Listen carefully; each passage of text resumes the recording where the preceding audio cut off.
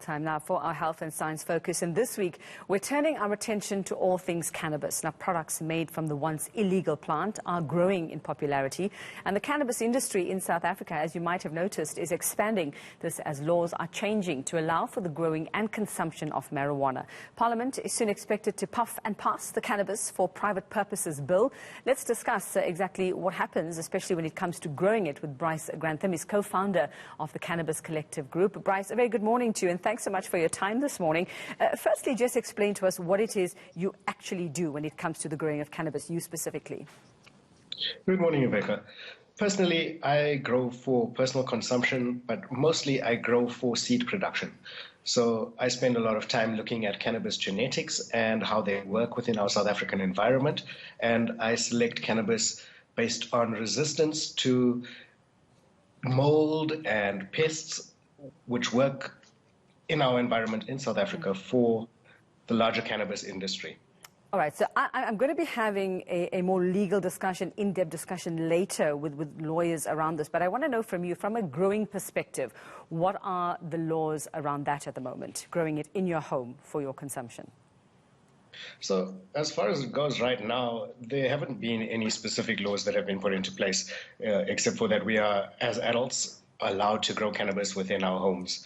There are draft laws that have come up where they've put a few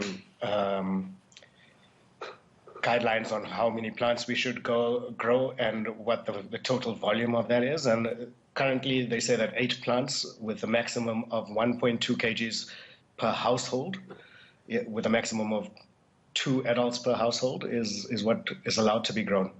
I'm not sure if that's going to work in the South African landscape, but it is just a draft law and needs to be amended. All right. Well, yeah, that's in the pipeline still. So let's talk about the growing popularity then of cannabis, Bryce, and cannabis products as well. I mean, you're in the industry. You meet with a lot of people who are involved with this.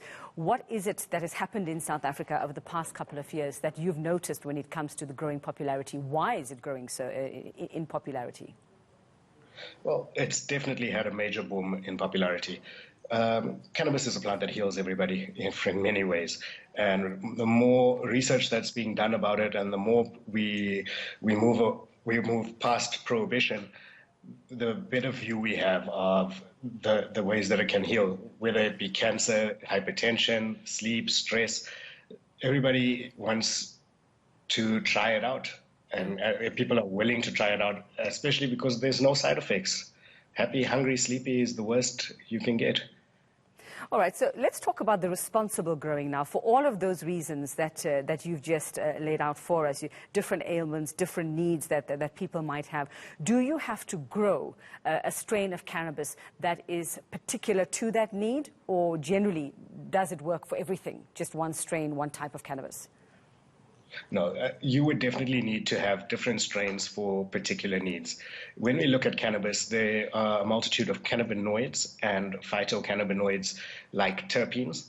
And terpenes would be the thing that you smell in the cannabis. And those directly relate to how you feel. THC and CBD would relate to the volume of that feeling, but the terpenes direct how you feel. For example, if you look at aromatherapy and you look at lavender. Lavender has a terpene called linalool that is generally calming and relaxing. This can also be found in cannabis. And when you have the cannabis that smells on the floral side, it tends to be relaxing. When you have stuff that is more on the citrus side, it tends to be more uplifting and it gives you more clarity. So different strains definitely have an effect on how you feel. All right, so let's talk about, I mean, first of all, think of high. We think of a high when we talk about cannabis, and that's probably what's kept people a bit wary about cannabis as well. So if you say that you can actually use cannabis without getting that high by extracting the chemical, do you grow that strain, or do you extract that once you've grown it and once you've processed it the way you are used to doing? So when it comes to high, anything with a high volume of THC is going to have a psychoactive effect on you. The only cannabinoids that won't are your CBD dominant cannabis, and when it comes to extracting that, whether you are smoking it, whether you're extracting it as an oil, it makes no difference. It's in terms of feeling. CBD won't allow you to have any feeling. All right, so, and that's what we're seeing more commonly in a lot of the products that we're seeing out there in terms of those pop-up stores and CBD stores and things. They're not giving you the high, they are just giving you the rest of it to deal with whatever it is you need help with. Am I right? Yeah, correct. That is correct. Just very quickly, the science of growing this, Bryce, it's not just a matter of taking a couple of seeds and throwing them into your garden and hoping that they're going to grow into a beautiful plant, is it? There's a lot more to it, to growing it. And while you're telling us about this, do you actually need a license for it? Right now, you don't need a license to grow at home. You're allowed to grow in your personal space. You are allowed to grow cannabis. For the most part, cannabis is a plant like any other plant. And whether you're growing tomatoes or cucumbers, you could grow it in the exact same way. The qualities will vary depending on your techniques. Yeah, that's where the science comes in. Sure, go for it. I was just wondering where people would be able to find sort of, reliable information for somebody who wants to grow it for their own use, for whatever reason at home. Is there a database? Is there a very credible place that they can go to for guidelines and information on this?